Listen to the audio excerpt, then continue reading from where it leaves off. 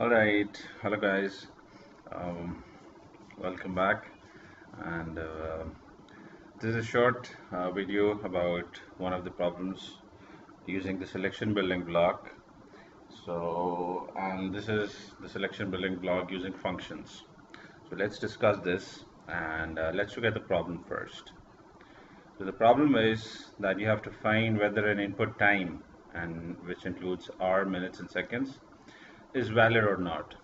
So in this case, the user will input the time in this format, and then you'll print either valid or invalid. The program should print valid or invalid accordingly. So let's start. Um, so as we've discussed, I'm not will not be discussing the whole complete process, all the 10 steps of problem solving and the structure chart and function diagram. This is as let's assume that we have uh, designed and broken down the problem into different modules, and the process module that we have identified will actually find out whether the time is valid or not.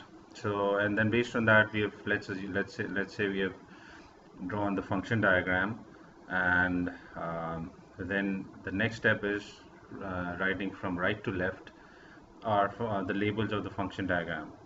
So in that case, we have a function named is valid. Let's call it is valid time.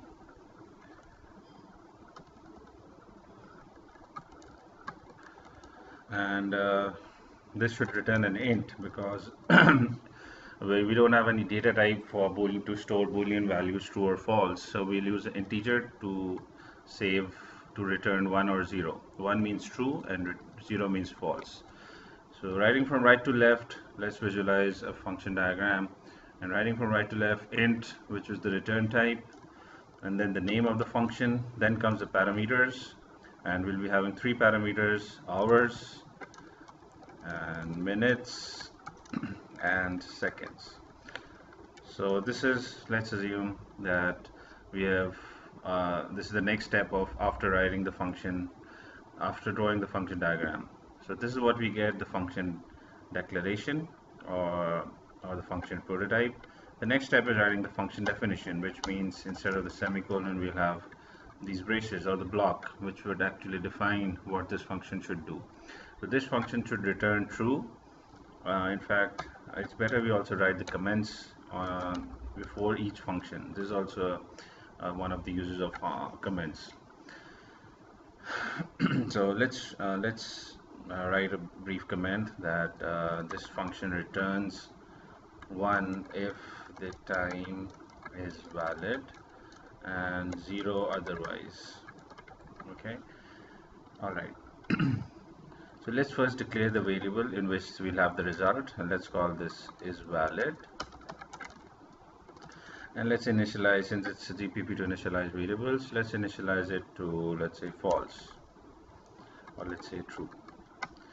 So alright, so now let's check each of these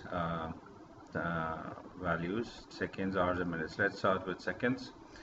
So valid seconds are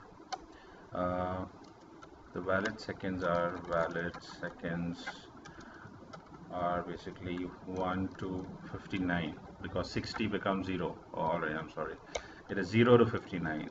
So adding these comments, so let's write down the valid condition. So if the seconds are, so the valid condition of seconds should be greater than equal to 0. Similarly, we have a second condition, which is the second should be less than equal to 59. We can also use an alternate expression, less than 60. That's equivalent. So let's just stick to this, less than equal to 59. And these are two different Boolean expressions. This is one condition or Boolean expression. This is another Boolean expression or condition. So we join this either by or we use the AND operator. In this case, we need that both should be true. The second should be greater than 0, and these should be the seconds, the valid seconds should also be less than equal to 59. So we use the AND operator to join these two Boolean expressions. Alright, so let's see what should we do in this true block. All right. There are different approaches to solve this problem. One of the ways is to initialize the variable by true, and then whenever we find the invalid cases, we set this variable to false. So let's do this. Another approach is to initialize it with 0, which is false, which means this value is false, and then set the variable to this variable to true for each of the valid conditions. So these are two ways. Let me just do it with the other way, the first way, which is we have initially set it to true. This means the time is valid, assuming the time is valid, and then we'll use the invalid conditions to set it to false. So in other words, this condition should be the condition for invalid, and then we should set is valid to false. So but we initially, when we just wrote this with this Boolean expression, we wrote the valid condition. So to make a valid condition invalid condition, a shortcut would be just to add a not operator, which converts true to false and false to true. So this was the valid condition, and we just added this not to make it invalid. This is one of the ways. Another way to write it is, without using the not operator, is to invert all these operators, the and operator to or, the less than equal to operator to greater than, and similarly greater than equal to operator to less than. All right. So either apply the not to the previous expression, or apply not to each of these operators. That's what you have done. So this is the invalid condition precisely. This if condition now has the invalid condition, and let's just do a sanity check. Seconds is less than 0. Yeah, this is invalid. Second should not be negative. It should be a greater than equal to 0. So this is one of the invalid conditions. So this our code would set is valid to 0 if second is less than 0, or the other invalid condition for seconds is that the seconds are greater than 59. It's 60, 61 or onwards. So these are two are the invalid conditions. So if invalid conditions, then set is valid to false. Alright, this was the condition with seconds. Similarly, let's set the condition for minutes, and the invalid condition for minutes is the same, just like seconds. Let me change the comments also. And similarly, the invalid condition for hours, and hours should be between 0 and 23, so that's why let's write down 23. 24 is an invalid hour because 24 means 0. That means 12 a.m. So valid hour is 0 to 23. So these are the three invalid conditions, and initially we have set the variable to valid, which is true, and for all these invalid conditions we are setting the variable to false. Alright, so these Boolean variables are generally also called flag variables, which just set a true or false, 1 or 0.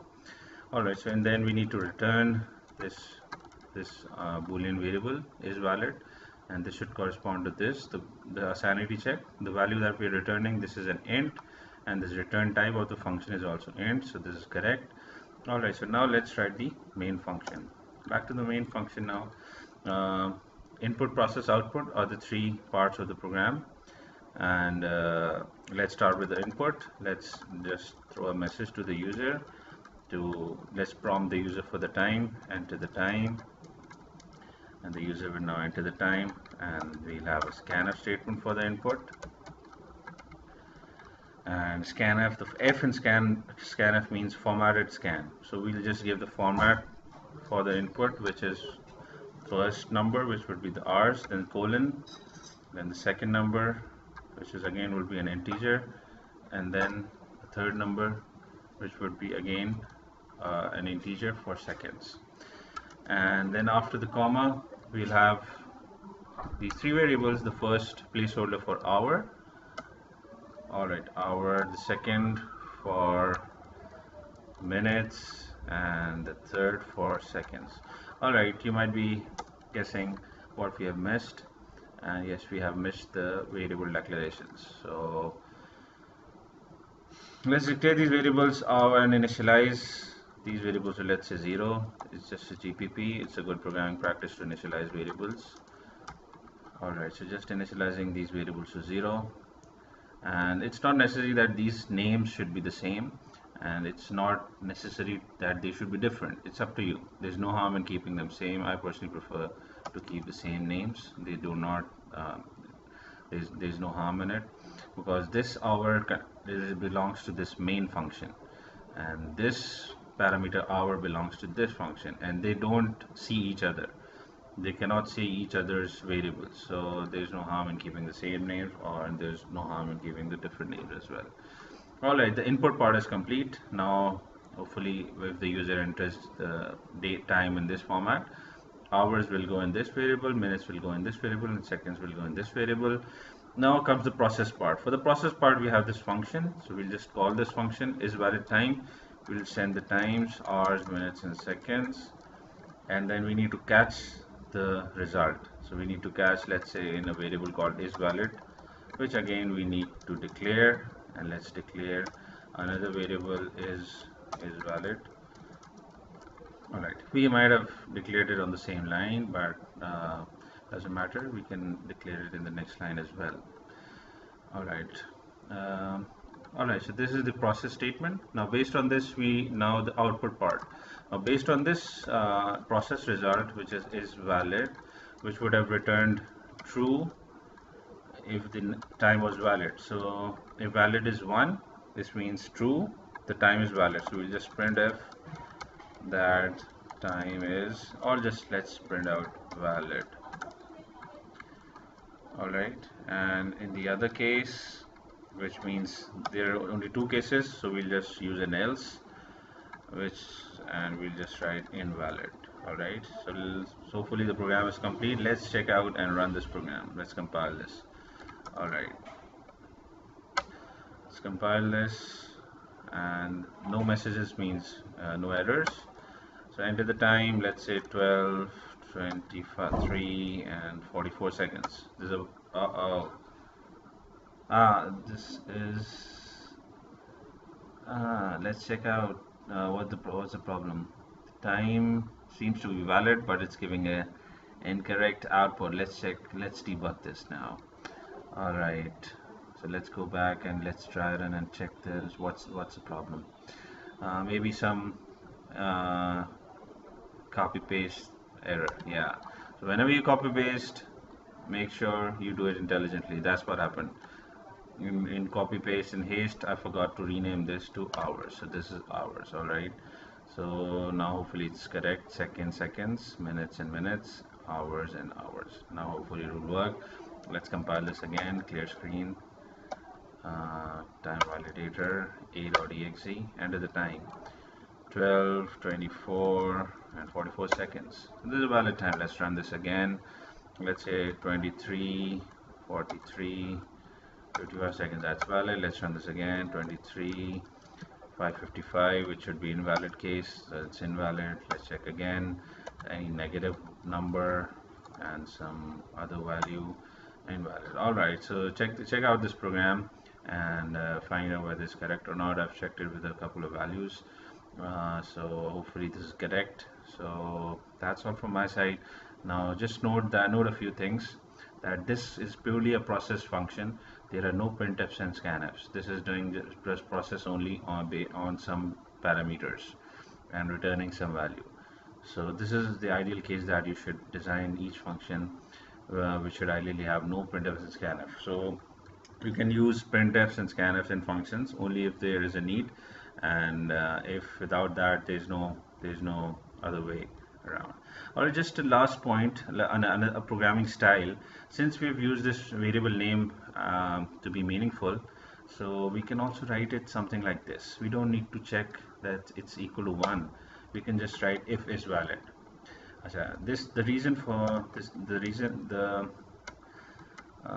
How this evaluates is basically in C, any non-zero value basically evaluates to true. So for example, is valid is 1 and 1 is a non-zero value. So if we just write the variable in the condition, so this becomes if 1. So in this case it would be if 1, and 1 is non-zero, non-zero means true, so it will be if true, it will go to the true block. Alright, so if is valid. On the other way around, if you wanted to, we can also write something like this: if not is valid, so we can print invalid, and this would be the valid case. So for example, is valid was true, it was 1, so not will convert 1 to 0, and so 0 means if 0, 0 means false, so if false goes to the else part, then valid would be printed. Alright, so similarly, if is valid was 0, so 0 not applied to 0 makes it 1. 1 means true. Since 1 is non-zero, it would have printed invalid in the case of 0. Alright, so if you didn't get it, go and rewind the video and play it again. Hopefully after watching it and 2-3 times, you'll get it. Alright, so take care guys. See you guys later, and thanks a lot. Goodbye.